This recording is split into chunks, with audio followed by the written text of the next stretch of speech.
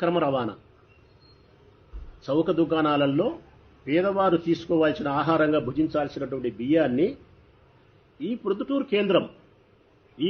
కేంద్రం head quarters ఇదే ప్రొద్దుటూరే. అక్రమ బియ్యం రవాణాకు పేదవారు భుజించాల్సినటువంటి భోజనాన్ని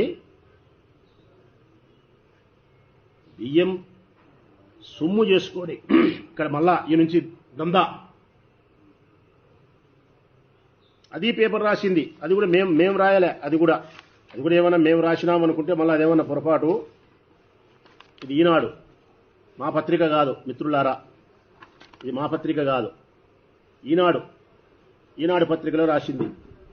ప్రొద్దుటూరు కేంద్రంగా చేసుకొని అక్రమ బియ్యం రవాణా ప్రొద్దుటూరు. ఈనాడు పత్రిక రాసింది.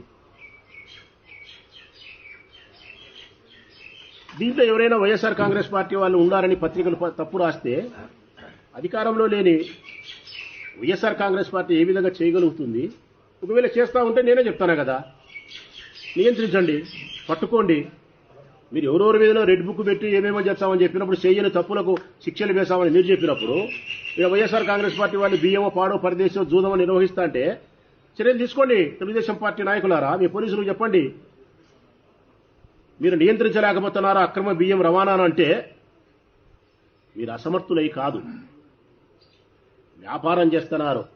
పేదవాని ఆకలితో మీరు వ్యాపారం చేస్తున్నారు. మీ పార్టీలో ఉండే కౌన్సిలర్లే, 5వ వార్డు కౌన్సిలర్ చేస్తున్నాడు, 3వ వార్డు కౌన్సిలర్ చేస్తున్నాడు రామాంజనేయ రెడ్డి. పట్టుకున్నారు అధికారులు, నీవు నీ కొడుకు ఒత్తాసు పలుకుతున్నారు.